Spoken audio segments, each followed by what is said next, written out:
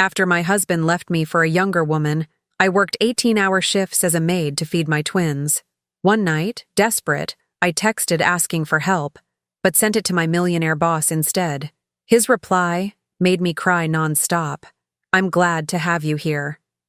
Follow my story until the end and comment the city you're watching from so I can see how far my story has reached. My name is Indy, and I never thought a wrong number would save my life. It was 3 a.m. when I finally collapsed onto my secondhand couch, every muscle in my body screaming from another 18-hour shift. The twins had been asleep for hours, thank God, curled up together in the single bed we all shared in our tiny studio apartment. Emma's tiny fingers were wrapped around Ethan's arm, and for a moment, watching them sleep so peacefully, I almost forgot how desperate our situation had become. Almost. Then I opened the refrigerator and reality hit me like a slap. Empty. Completely empty except for half a bottle of expired milk and a wilted apple. The last $20 I'd earned cleaning Mrs. Henderson's house had gone to keeping the electricity on. Tomorrow I had to clean the Blake mansion again, but that paycheck wouldn't come for another week. My babies would wake up hungry in a few hours, and I had nothing to give them. I sat on the kitchen floor, my back against the cold refrigerator, and cried. Silent, exhausted tears that I'd been holding back all day. 6 months. It had been 6 months since Damon walked out, leaving me with twin 2-year-olds and a pile of bills I never knew existed.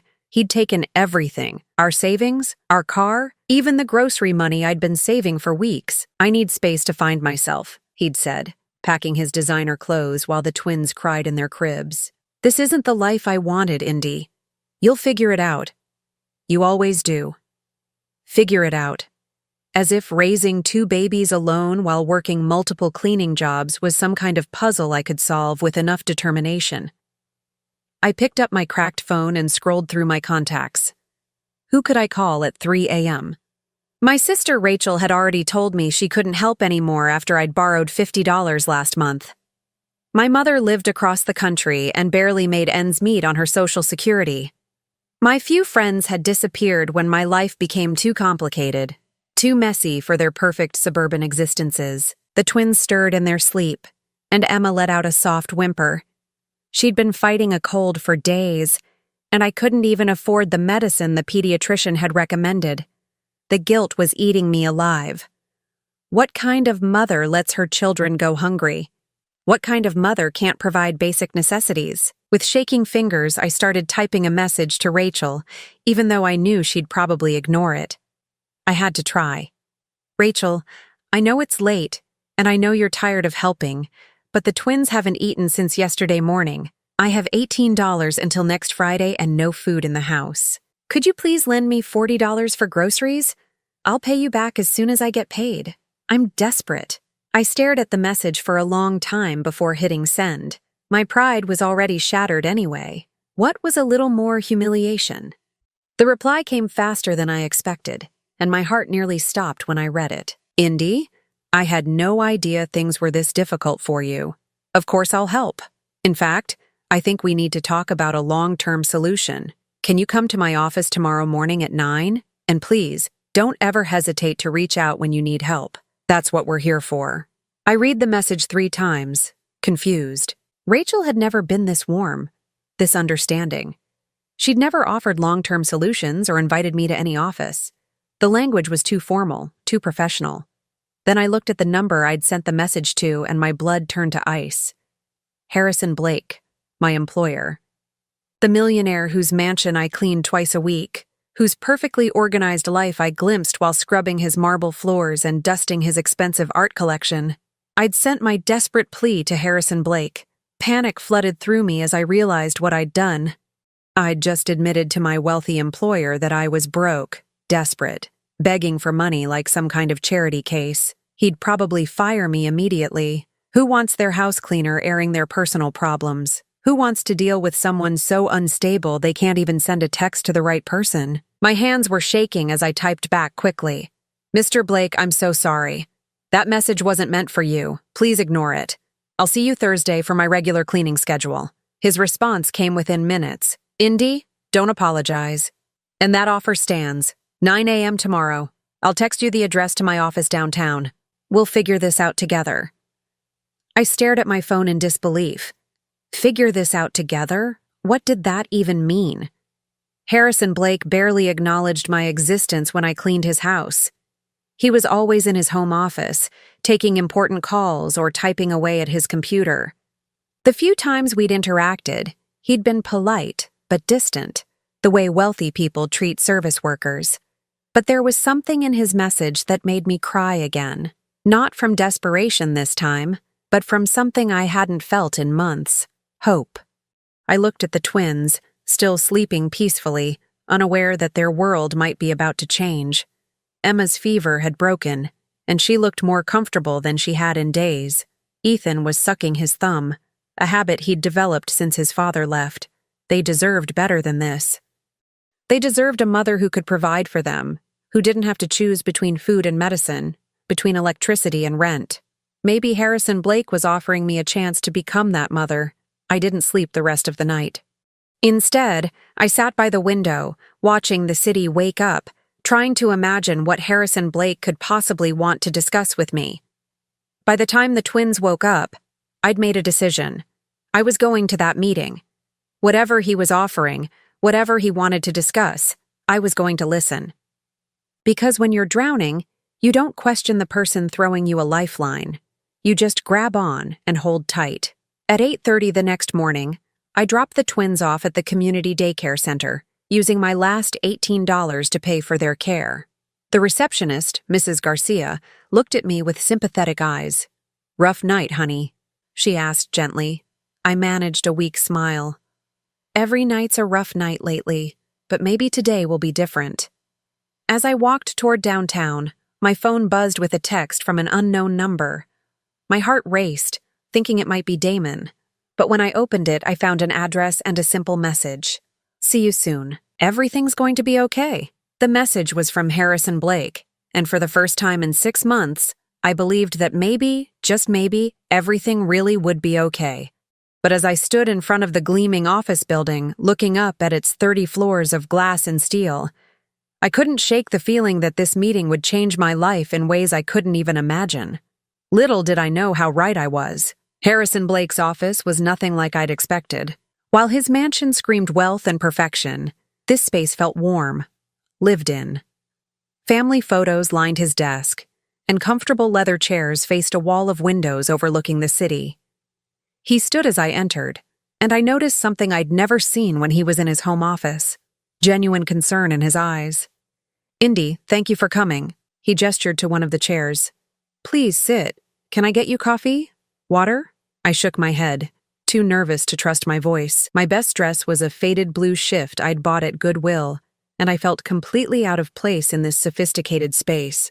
Harrison sat across from me, and for a moment neither of us spoke. "I imagine you're wondering why I asked you here," he said finally. I nodded, clutching my purse tighter. "Mr. Blake, about that text last night, I really am sorry. I know it was inappropriate, and I understand if you need to find someone else to clean your house." He held up a hand, stopping me. "Indy, I didn't ask you here to fire you. I asked you here because I should have offered help months ago." "Months ago?" I stared at him, confused. "I don't understand." Harrison leaned back in his chair, studying my face. "How much do you know about your husband's employment history?" The question caught me off guard. "Damon? He worked in sales for various companies. Why? Specifically, what did he tell you about his last job?" I felt a chill run down my spine. There was something in Harrison's tone that made me uneasy. He said the company downsized. He was laid off about a year ago, which is why money got tight. Harrison was quiet for a long moment, then pulled out a file from his desk drawer. "Indy, Damon worked for me, for Blake Industries. He wasn't laid off." The room started spinning. I gripped the arms of my chair, trying to process what he'd just said. "That's impossible. Damon never mentioned working for you. He would have told me." "Would he?" Harrison's voice was gentle but firm. "Did he tell you about the multiple late-night meetings? The unexplained bonuses that never seemed to make it into your household budget? The business trips that lasted longer than they should have?" Each question hit me like a physical blow. Yes, there had been late nights. Yes, Damon had mentioned bonuses that somehow never improved our financial situation. And the business trips. I'd always wondered why he needed to travel so much for local sales positions. You're saying he lied to me. I'm saying he's been lying to you for a very long time. Harrison opened the file and pulled out several documents. Damon was my assistant manager for 18 months. He was actually very good at his job when he bothered to show up. But there were problems. He handed me a performance review dated 8 months ago. Even upside down, I could see it wasn't positive. What kind of problems? Attendance issues, missed deadlines, and toward the end, there were concerns about his commitment to the company. I thought about those last months before Damon left, how distracted he'd seemed, how often he'd come home late with flimsy excuses, how he'd started picking fights with me over small things, as if he was looking for reasons to be angry. When exactly did he stop working for you? 3 weeks before he left you. The timeline hit me like a truck. 3 weeks? But he told me he was still working. He left for the office every morning. Harrison's expression grew grim. Indy, I need to ask you something, and I want you to think carefully before you answer. In those last few months, did Damon ever ask you to sign any papers? Banking documents? Maybe something about the house? My mouth went dry. How did you know that? What did you sign?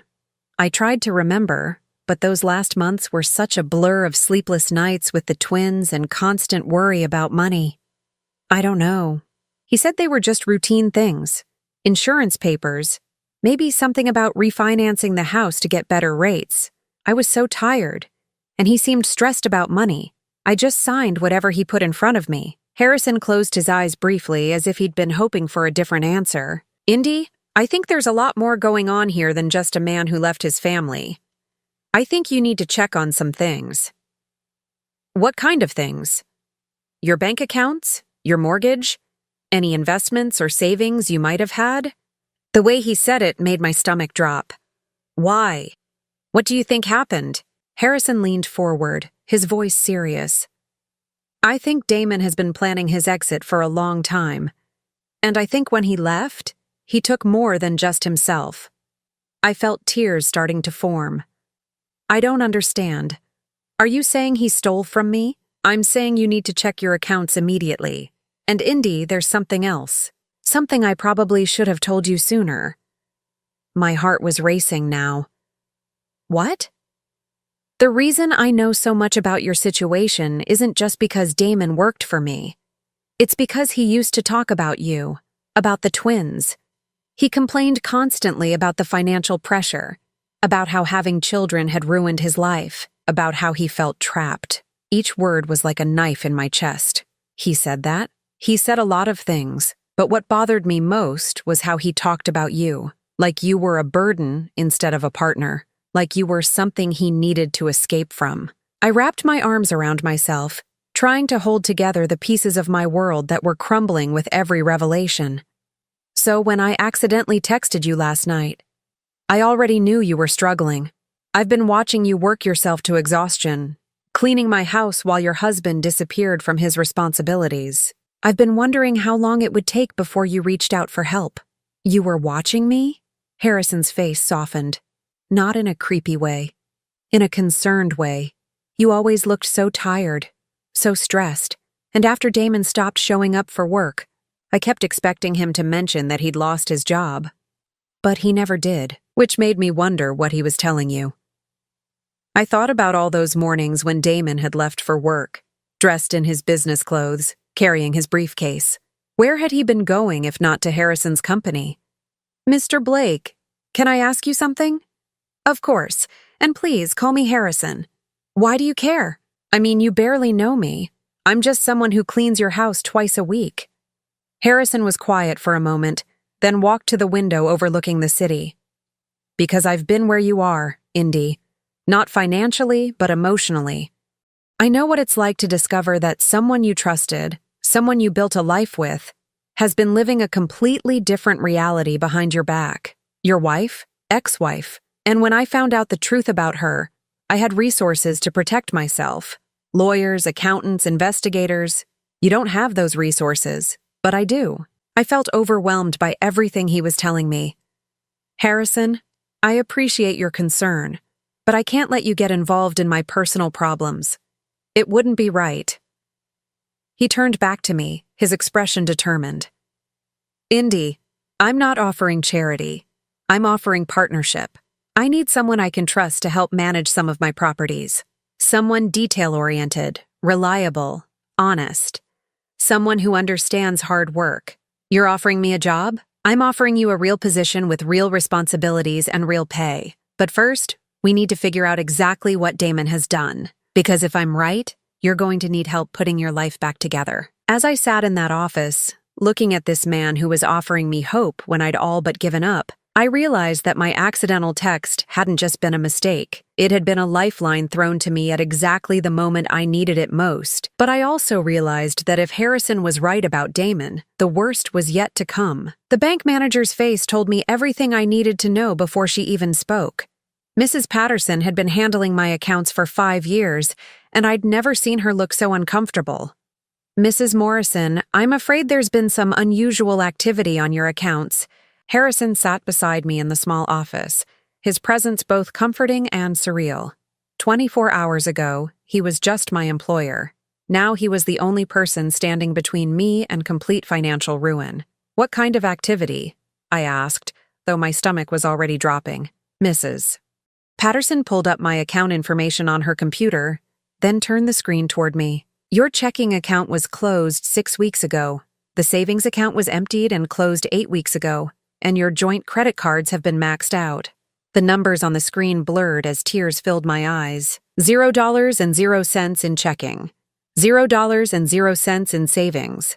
$15,437 in credit card debt. That's impossible, I whispered. I never closed those accounts. The accounts were closed by your husband, using his power of attorney privileges on the joint accounts.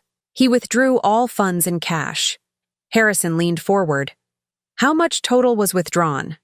Mrs. Patterson checked her screen again. From the savings account, $12,800.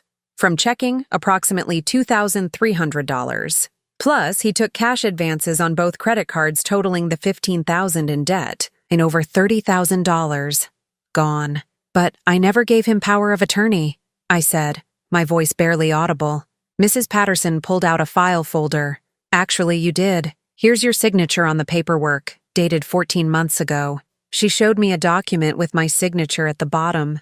I stared at it, trying to remember, and then it hit me like a physical blow. 14 months ago, right after the twins were born, Damon had brought me papers to sign while I was still exhausted from the delivery, telling me they were just updating our banking information for the babies. I signed this in the hospital, I said numbly. I thought it was something about adding the twins to our accounts. Harrison's jaw was tight with anger. What about the house? Mrs. Patterson's expression grew even more sympathetic. I was hoping you wouldn't ask about that. What about the house? I repeated, dreading the answer. The mortgage was refinanced 6 months ago. Your husband took out a home equity loan for $45,000. The room started spinning. Where did that money go? I don't have access to that information. But given that none of it went into your existing accounts, I assume it was deposited elsewhere. Harrison spoke up. Indy, do you still have the deed to your house? I nodded weakly. It's in our filing cabinet at home. We need to check it immediately. The drive to my apartment was silent. Harrison followed me in his car while I tried to process what I'd just learned. Damon hadn't just left me. He'd systematically stolen every penny we had, destroyed my credit, and apparently done something terrible to our house. My apartment looked even smaller and shabbier with Harrison standing in it. I pulled out the filing cabinet and searched through the papers until I found the deed. The moment I saw it, I knew something was wrong. The paper was different, newer than it should have been. And when I read the details, my worst fears were confirmed. Harrison, I said, my voice cracking. My name isn't on this deed anymore. He took the document from me and examined it carefully. When did you sign a quitclaim deed? I don't know what that is. It's a document that transfers ownership of property. According to this, you signed over your rights to the house 6 months ago. I sank onto my couch, the full scope of Damon's betrayal finally hitting me. Those papers he brought me to sign. He said they were about refinancing to get better rates. He must have hidden the quitclaim deed in there. So, legally, The house belongs entirely to him now, which means he could sell it without my knowledge. Harrison pulled out his phone. I'm calling my attorney. We need to find out if the house has been sold. While he made the call, I sat there trying to understand how I'd been so completely fooled. All those months of struggling to pay bills, all those nights I'd lain awake worrying about money, and Damon had been systematically stealing from us while planning his escape. Harrison hung up and sat beside me. My attorney is checking the property records now, but Indy, there's something else we need to discuss. What could possibly be worse than what I've already learned? The reason I'm helping you isn't just because you accidentally texted me. I looked at him, confused. What do you mean? Harrison was quiet for a long moment, then got up and walked to my small window. 3 years ago, my wife cleaned out our accounts and disappeared. She left me a note saying she'd found someone else, someone who could make her happier. I'm sorry. That must have been devastating. It was. But the worst part wasn't losing her. The worst part was realizing how long she'd been planning it. How she'd manipulated me into signing documents, into trusting her with financial decisions, into believing we were building a life together while she was actually preparing to destroy it. He turned back to me, and I saw pain in his eyes that mirrored my own. When Damon started working for me, he reminded me of my ex-wife. Charming, convincing, always with a plausible explanation for everything. And when he started talking about feeling trapped by his family responsibilities, I recognized the language. I'd heard it before. You think he was planning this from the beginning? I think he's been planning this since the twins were born, maybe longer. Harrison's phone rang, and he answered immediately. I watched his face grow grim as he listened. I understand. Thank you. He hung up and looked at me with an expression I couldn't read. The house was sold 4 weeks ago, for $87,000. I felt like I was drowning. Sold? But where am I supposed to live? Where are the twins supposed to live? Indy, legally you're homeless. You've been homeless for 4 weeks, but Damon never told you. The full scope of his cruelty hit me then. Not only had he stolen our money and sold our house, but he'd left us literally homeless without even telling me. I'd been working 18-hour days to pay rent on an apartment I could barely afford, not knowing that I should have been looking for a real place to live. There's more, Harrison said gently. The buyer was a property investment company. They're planning to flip the house and sell it for profit. But here's the interesting thing. The sale price was well below market value. Your house was worth at least $120,000. So he sold it cheap to get cash quickly. Or he sold it cheap because he was in a hurry. Because someone was forcing his hand. I looked at Harrison, trying to understand what he was implying. What do you mean? Indy, I think someone was pressuring Damon. I think he got himself into some kind of trouble, and he used your family's assets to get himself out of it. What kind of trouble? Harrison sat back down beside me, his expression serious. The kind that makes a man steal from his own children. As I sat there, absorbing the magnitude of Damon's betrayal, I realized that everything I thought I knew about my life had been a lie. My marriage, my home, my financial security, all of it had been an illusion while Damon systematically destroyed everything we'd built together. But looking at Harrison, seeing the pain in his eyes that came from his own experience with betrayal, I also realized something else. I wasn't alone in this. For the first time in months, someone was on my side. Harrison, I said quietly, there's something I need to know. What? Why are you really helping me? And please don't say it's just because you need an employee. He was quiet for a long moment, then met my eyes directly. Because when I was going through my divorce, I had every resource imaginable to protect myself. Lawyers, investigators, accountants. And I still barely survived it emotionally. You have 2 small children and no resources at all. If I don't help you, who will? But there's something else, isn't there? Harrison sighed. Yes, there's something else, something I haven't told you about Damon's last weeks at my company. My heart started racing again. What? He wasn't just a poor employee, Indy. He was stealing from me too. The revelation hit me like another blow. Stealing? Small amounts at first, petty cash, supplies, things he thought I wouldn't notice. But toward the end, he was embezzling money from client accounts. I felt sick. How much? Enough that I should have pressed charges. Enough that I could have sent him to prison. But you didn't. No, because I didn't want to destroy his children's lives over their father's mistakes. Harrison looked at me with an expression I couldn't read. But now I'm wondering if that was the right decision. Because if I'd handled it differently, maybe he never would have had the chance to do this to you. As the full weight of everything settled over me, I realized that Harrison Blake wasn't just offering me help, he was offering me justice. But I also realized that if Damon had been stealing from Harrison too, there were still pieces of this puzzle I didn't understand, and I had a terrible feeling that the worst revelations were still to come. I should have known Damon would come back. Men like him always do, especially when they discover their victims are starting to rebuild. It had been 2 weeks since Harrison helped me understand the full scope of Damon's betrayal. 2 weeks of living in the guest house behind Harrison's mansion, while his attorney worked to trace where our money had gone. 2 weeks of the twins playing in a real backyard while I learned to manage Harrison's property portfolio, instead of just cleaning his floors. For the first time in months, I'd started to believe that maybe we could build a real life again. Then Damon showed up. I was in Harrison's home office, reviewing rental applications for one of his apartment buildings, when I heard a car door slam in the driveway. Through the window, I saw a familiar figure walking up the front steps, and my blood turned to ice. He looked different, thinner, with an expensive haircut and clothes I knew he couldn't afford. But it was definitely Damon, and he was carrying a briefcase like he was here on business. Harrison was in Portland on a business trip, not due back until evening. I was alone with the twins, and suddenly the security of the past 2 weeks felt as fragile as glass. The doorbell rang, followed immediately by aggressive knocking. "Indy! I know you're in there. We need to talk." I picked up my phone to call Harrison, but then heard Emma start crying from the guest house.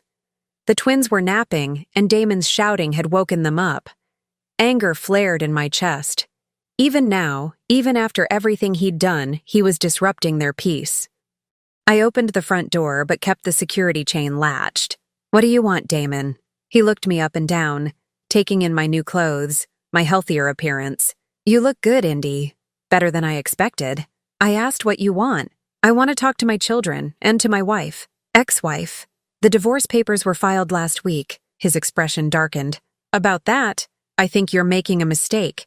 We should talk about reconciliation."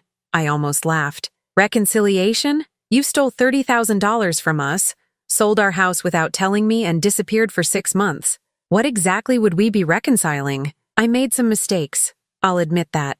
But I've changed, Indy. I've learned from this experience, and I want to make things right.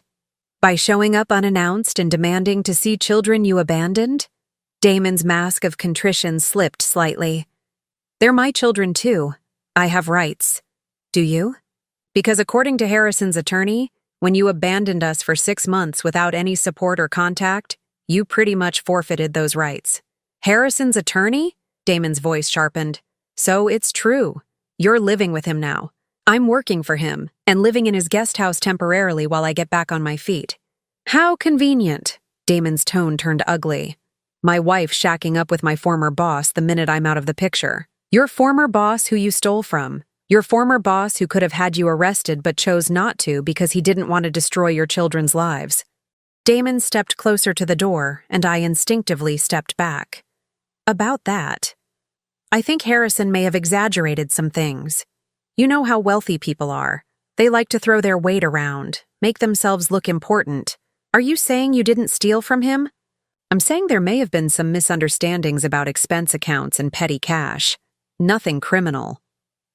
I stared at him, amazed by his ability to rewrite reality to suit his needs. "Just like there was a misunderstanding about our bank accounts and our house?" "That's different. That was about protecting our assets during a difficult time." "Protecting them from who? From me? From your own children?" Damon sighed dramatically. "Look, I know you're angry. You have every right to be. But I'm here to make amends.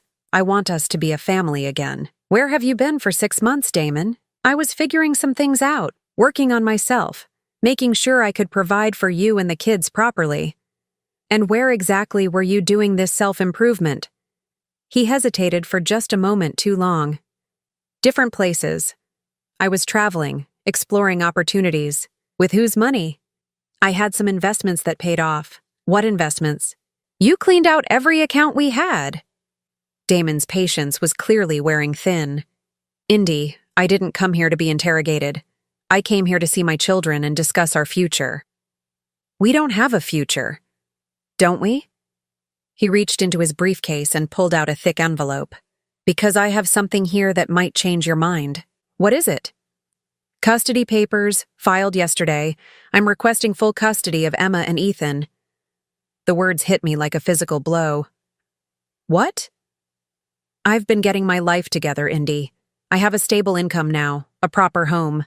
Meanwhile, you're living in some rich man's guest house, working as his personal assistant. What kind of environment is that for children? My hands were shaking with rage. You abandoned them. You disappeared without a word for 6 months. I was working on providing them with a better life, and now I can. I have a good job, a nice house, financial stability, all the things they need. They need their mother, do they? Because from what I understand, you've been working 18-hour days, leaving them in daycare while you clean houses. That doesn't sound like quality mothering to me. I wanted to scream at him that I'd been working 18-hour days because he'd stolen all our money, that I'd been struggling to provide for them because he'd abandoned us. But I could see in his eyes that he already knew all that. He just didn't care. What do you really want, Damon? I want my family back. No, you don't. You never wanted this family. You told Harrison you felt trapped by us. So what do you really want? Damon studied my face for a moment, then smiled. It was not a pleasant expression. You're right. I don't want the responsibility of raising 2 kids. But I want them. That doesn't make any sense. It makes perfect sense. You see, I've learned a lot in the past 6 months. I've learned about child support, about custody arrangements, about how the system works. And I've learned that sometimes having custody of children can be very financially beneficial. My blood turned cold. What are you talking about? I'm talking about the fact that Harrison Blake is obviously very fond of you and the twins. Fond enough to let you live in his guest house. Fond enough to give you a job. Fond enough to pay for lawyers to help with your divorce. Get to the point. The point is that I think Harrison would pay a lot of money to make sure you and the children are happy and secure. And if I have custody, well, that puts me in a very good position to negotiate. I stared at him in horror. You're planning to blackmail Harrison. I prefer to think of it as securing my children's future. By using them as pawns in some sick scheme? By recognizing their value and making sure it benefits their father. The casual cruelty of it took my breath away. He was planning to use Emma and Ethan as leverage against Harrison, to turn their well-being into a weapon for financial gain. You're disgusting. I'm practical, and I'm their father, which gives me certain rights that your boyfriend can't override. He's not my boyfriend. Isn't he? Because that's certainly what it looks like. Single mother moves in with wealthy older man, starts working for him, becomes dependent on his generosity. There's a word for arrangements like that. The implication in his voice made me want to hit him. You need to leave, now. I'll leave when I've seen my children. No. Indy, you can't keep them from me forever. I'm filing for custody either way. The only question is whether we can work something out beforehand that benefits everyone. What kind of arrangement? Damon smiled again, and this time it was definitely predatory. I'm willing to give up my parental rights completely, sign away all custody, all visitation, everything, in exchange for a reasonable settlement. How much? $200,000. I felt like I'd been punched in the stomach. You want Harrison to pay you $200,000 to stay away from your own children?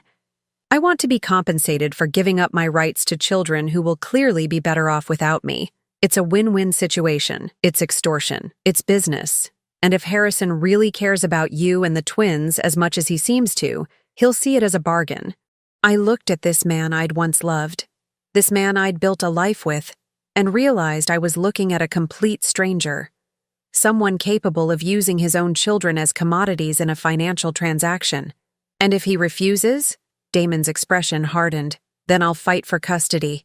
And I'll make sure the court knows all about your current living situation, about how you're so dependent on your employer that you can't even provide a stable home for your children without his charity. Those kids love me. They don't even remember you. Maybe not, but courts care about stability, financial security, proper home environments, all things I can provide, and you apparently cannot. As Damon stood there outlining his plan to destroy my family for money, I realized that Harrison had been right about one thing. Damon hadn't just left us. He'd been planning his exit strategy for months, setting up scenarios that would allow him to profit even from his abandonment. But I also realized something else. Harrison wasn't the only one Damon was underestimating. He thought I was still the broken, desperate woman he'd left behind. He had no idea what I'd learned about him, about myself, or about how far I was willing to go to protect my children. I need time to think about this, I told him. You have 48 hours. After that, I file the custody papers and we let the courts decide. As I watched him walk back to his car, I knew that the real battle was just beginning. But for the first time since this nightmare started, I wasn't facing it alone, and Damon had no idea what he was really up against. Harrison returned from Portland that evening to find me sitting on his back porch, watching Emma and Ethan play in the sandbox he'd built for them just days after we'd moved into the guest house. They were laughing, completely oblivious to the storm that was brewing around them. Indy? He sat down beside me, immediately sensing my distress. What happened? I told him everything. About Damon's visit, his threats, his disgusting plan to use the children as leverage for money. Harrison listened in silence, his jaw growing tighter with each detail. $200,000, he said when I finished. That's his price for staying away from his own children. I told him I needed time to think about it, but Harrison, I can't let him take them. Even if it means fighting a custody battle I might lose. Harrison was quiet for a long moment, watching the twins build sandcastles. Indy, there's something I need to tell you. Something I should have told you weeks ago. What? The reason I've been helping you isn't just because I recognize the signs of financial abuse from my own divorce. It's because Damon's theft from my company was much worse than I let on. I felt my stomach drop. How much worse? He didn't just steal petty cash and supplies. Over the course of 8 months, he embezzled nearly $75,000 from client accounts. The number hit me like a physical blow. 75,000?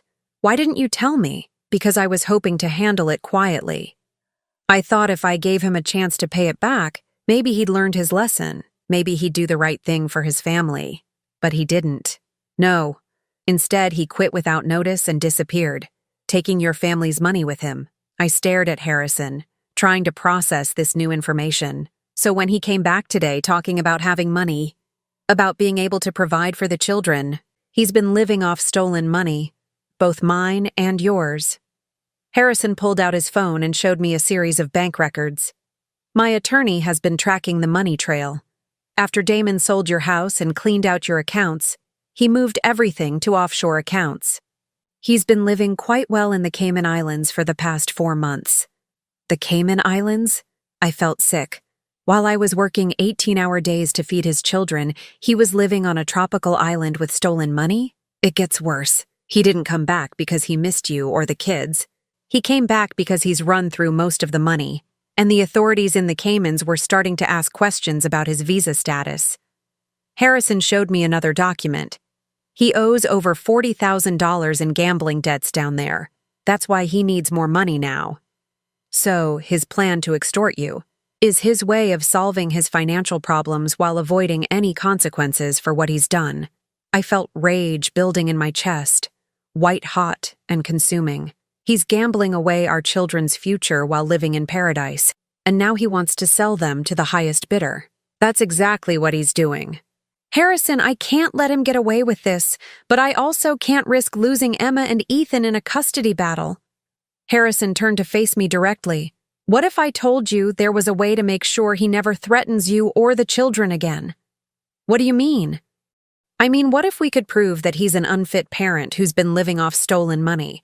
What if we could show the court exactly what kind of man he really is? How? Harrison's expression grew determined. By giving him exactly what he thinks he wants. I don't understand. We're going to let him think he's won. We're going to arrange a meeting where I agree to pay him the $200,000. But we're going to record everything. You want to record him taking money to give up his children? I want to record him admitting that he never wanted them in the first place. I want him on tape saying he's only using them for financial gain. I want evidence that will ensure he never gets custody of anything. The plan was dangerous, but it was also brilliant. What if he doesn't say enough to incriminate himself? He will. Men like Damon can't help themselves. Give them an audience and they'll brag about how clever they are.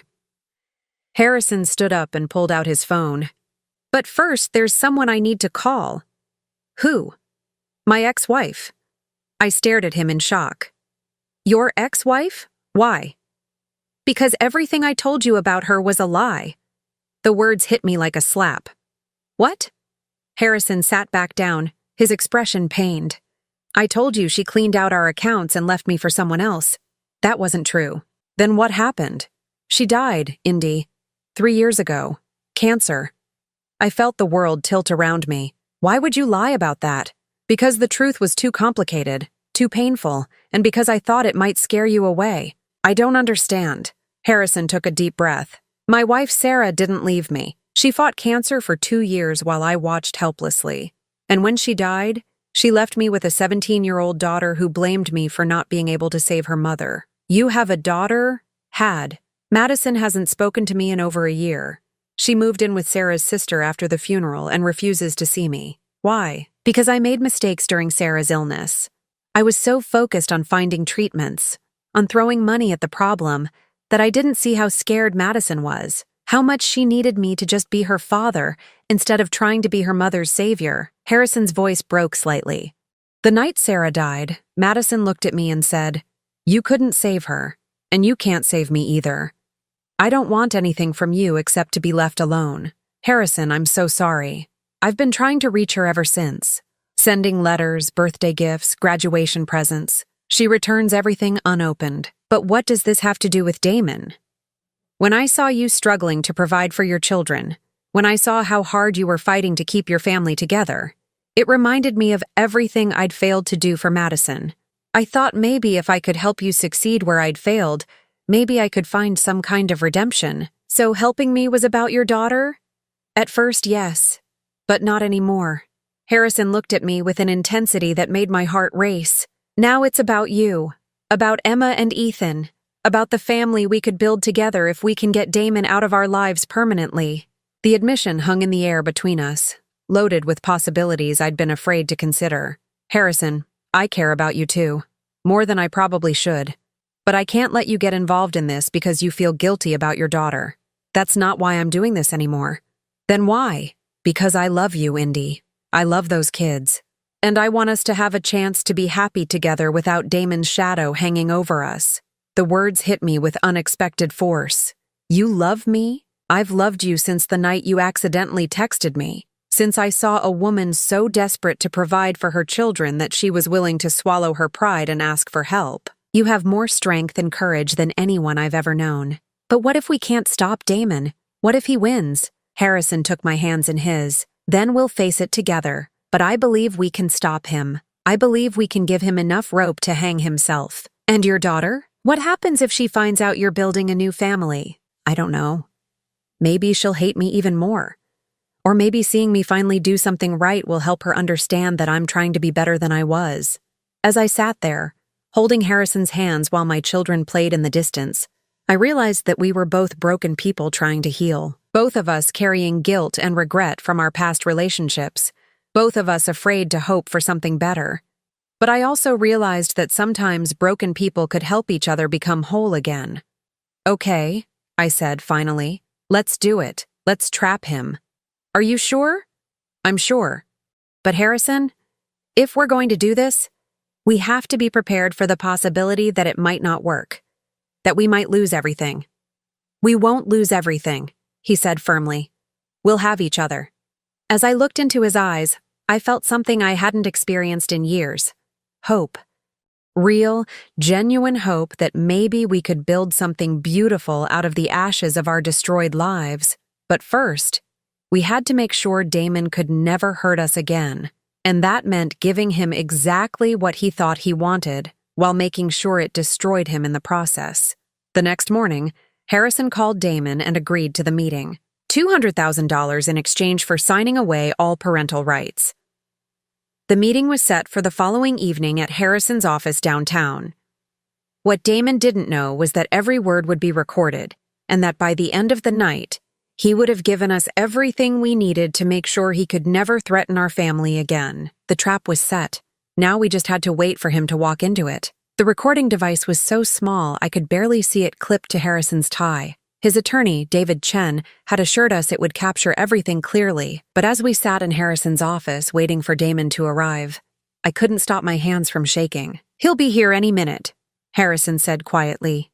"Are you ready for this?" I nodded, though ready felt like the wrong word. How could anyone be ready to watch their ex-husband sell his own children for money? The elevator dinged in the hallway, and moments later, Damon walked into the office. He looked confident, almost smug, carrying a briefcase and wearing another expensive suit I knew he couldn't legitimately afford. "Harrison, good to see you again." Damon's tone was falsely friendly as he shook Harrison's hand. "Indy." He barely glanced at me. "Please sit down." Harrison gestured to the chair across from his desk. "I assume you have the paperwork?" Damon opened his briefcase and pulled out several legal documents. "Complete termination of parental rights. I'll sign them as soon as we complete our transaction." "Before we proceed," Harrison said carefully, "I want to make sure I understand exactly what we're agreeing to. You're willing to give up all rights to your children in exchange for $200,000?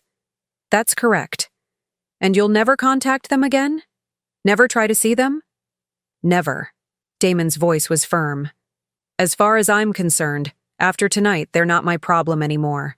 I felt sick hearing him refer to Emma and Ethan as a problem, but I forced myself to stay silent. Harrison leaned back in his chair. "I have to ask, Damon, don't you feel anything for them? They're your children." Damon shrugged. "Look, I'll be honest with you. I never wanted kids in the first place. Indy got pregnant, and I did what I thought was the right thing by marrying her. But the truth is, having children ruined my life. How so? The expense, the responsibility, the constant demands. I couldn't travel, couldn't pursue opportunities, couldn't live my life because everything had to revolve around them." Harrison nodded sympathetically. "That must have been frustrating." "You have no idea, and Indy was no help. She was always tired, always stressed about money, always putting the kids first instead of focusing on our marriage." "Is that why you started taking money from the household accounts?" Damon's expression didn't change. "I wasn't taking money. I was reallocating resources to investments that would benefit the family long-term." "Investments in the Cayman Islands?" For the first time, Damon looked slightly uncomfortable. "I had some business opportunities that required offshore banking. Business opportunities that included gambling?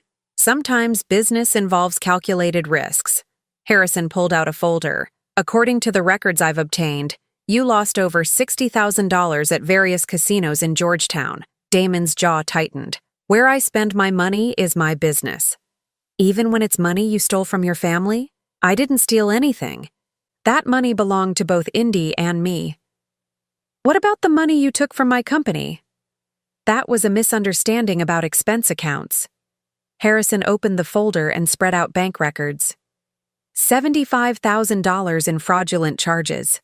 Money that belonged to my clients, not to you. Damon shifted in his chair. "Look, I made some mistakes. That's why I'm here trying to make things right." "By selling your children?" "By ensuring they have a stable future with people who can provide for them properly." Harrison leaned forward. "And what about you? What will you do with the $200,000? "Start fresh. Maybe move somewhere warm. Invest in some legitimate opportunities. Back to the Caymans?" Damon smiled. "Maybe. The weather's nice there." I watched Harrison masterfully draw out admission after admission. Damon was so focused on getting his money that he didn't realize he was confessing to everything on tape. "One more question," Harrison said. If Indy hadn't found a way to support herself and the children, what would you have done? Would you have helped them? Damon actually laughed. Honestly, no. I figured she'd eventually give up and put the kids up for adoption. Would have saved everyone a lot of trouble. You would have let your children go into foster care rather than support them? They're not really my responsibility anymore. I checked out of that life months ago. Harrison sat back, and I saw something cold flash in his eyes. Well then, I think we understand each other perfectly. Good. Damon reached for the papers. So if you'll just transfer the money to this account. He handed Harrison a slip of paper with banking information. Actually, Damon, there's been a change of plans. What do you mean? Harrison pressed a button on his desk phone. David, could you come in here, please? The door opened and David Chen entered, followed by 2 police officers. Damon's face went white. What's going on? You're under arrest, one of the officers said, for embezzlement, wire fraud, and child abandonment. You can't do this. Damon jumped to his feet. We had an agreement. We had a conversation, Harrison said calmly, one that was recorded with the full knowledge of the district attorney's office. As the officers read Damon his rights and handcuffed him, he turned to me with pure hatred in his eyes. You planned this. You set me up. No, Damon, I said quietly. You set yourself up. We just gave you the opportunity to show everyone who you really are. This isn't over, Indy. I'll fight this. I'll get a lawyer. With what money? Harrison asked. The Cayman accounts have been frozen by federal authorities. The house sale proceeds have been recovered. You have no assets and no income. David stepped forward with another set of papers. Mr. Morrison, in light of your recorded statements tonight, the state is terminating your parental rights immediately. You'll have no legal claim to those children ever again. As they led Damon away, he was still protesting, still threatening, still refusing to accept responsibility for any of his actions. After they left, I collapsed into a chair, emotionally drained but feeling lighter than I had in years. It's over, Harrison said softly. He can't hurt you anymore. What happens now? Now you and the twins can start your real life, free from his threats, free from his manipulation. David gathered up the paperwork. The court will process the termination of parental rights within the week. After that, if Harrison wants to adopt the children, the process should be straightforward. The word adoption hung in the air between us. Harrison and I hadn't discussed that possibility, but suddenly it seemed like the most natural thing in the world. Would you want that? I asked him. To adopt Emma and Ethan? Only if you want it too. Only if you think we could build something real together. Before I could answer, Harrison's phone rang. He glanced at the screen and his face went pale. It's Madison, he said, staring at the phone. My daughter. Answer it. With trembling hands, Harrison accepted the call. Madison? I could hear a young woman's voice on the other end, though I couldn't make out the words. Slow down, sweetheart. What's wrong? Harrison's voice was filled with concern. The conversation continued for several minutes, with Harrison mostly listening. Finally, he said, Of course. Yes, I'll come get you right now. We'll figure this out together. He hung up and looked at me with tears in his eyes. She's at the airport. She had a fight with her aunt and decided she wants to come home. She said she's been thinking about what her mother would have wanted, and she knows Sarah would want us to be a family. Oh, Harrison, that's wonderful. There's more. She said she's been following me on social media, and she saw the pictures of you and the twins at the house. She said seeing me happy made her realize she wants to be happy too. As we drove to the airport to pick up Madison, I thought about the strange journey that had brought us to this moment. A desperate text sent to the wrong number had led to the destruction of one family and the creation of another. Madison was waiting outside baggage claim, a young woman with her father's eyes and her mother's delicate features. When she saw Harrison, she ran to him and threw her arms around him. I'm sorry, Daddy, she sobbed. I'm so sorry for pushing you away. You have nothing to apologize for, Harrison said, holding her tight. I'm just glad you're home. When Madison finally pulled back, she looked at me with curious but friendly eyes. You must be Indy. Dad's told me so much about you in his letters. Letters? Harrison looked embarrassed.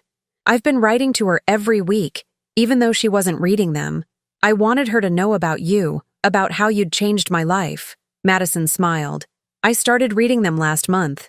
That's how I knew I wanted to come home. 6 months later, Harrison and I were married in a small ceremony in his backyard.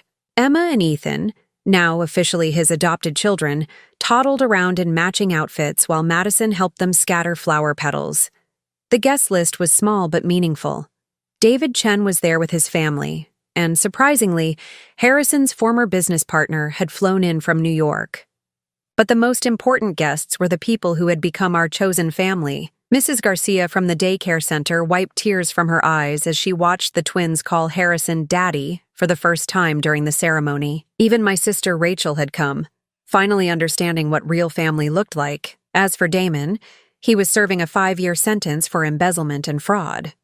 The last I heard, he was trying to appeal his conviction, still convinced that he was the victim in all of this.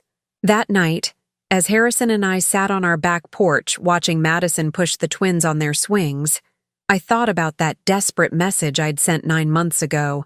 I'd been asking for $40 for groceries, thinking that was all I needed to survive. Instead, I'd found something I didn't even know I was looking for: a real partner, a true family, and a love that didn't demand I shrink myself to fit into someone else's idea of what I should be. "What are you thinking about?" Harrison asked, wrapping his arm around me. "I'm thinking about wrong numbers," I said, leaning into his warmth. "And how sometimes the best things happen when you reach out to exactly the right person at exactly the right time. Even when you don't know you're doing it. Especially then." As the sun set behind us, I watched my children play in their safe, loving home. And I knew that every struggle, every moment of desperation, every tear I'd cried, had been worth it to get to this moment. Sometimes the wrong message is exactly the right one after all. Now I'm curious about you who listened to my story. What would you do if you were in my place? Have you ever been through something similar? Comment below. And meanwhile, I'm leaving on the final screen 2 other stories that are channel favorites, and they will definitely surprise you. Thank you for watching until here.